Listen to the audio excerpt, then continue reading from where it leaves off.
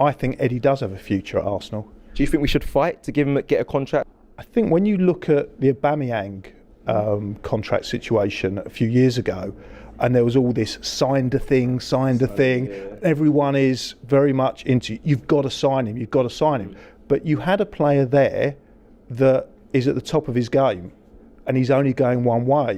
Whereas what you've got, and I think people forget this with Eddie, he's still a very young player.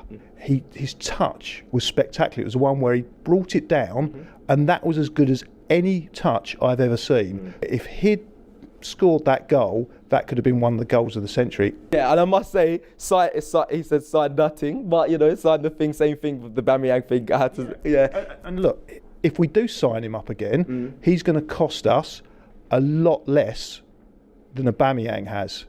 True. And he's on the up. It's like stocks, isn't it? Stocks and shares. You want to sign a player when they're on the up.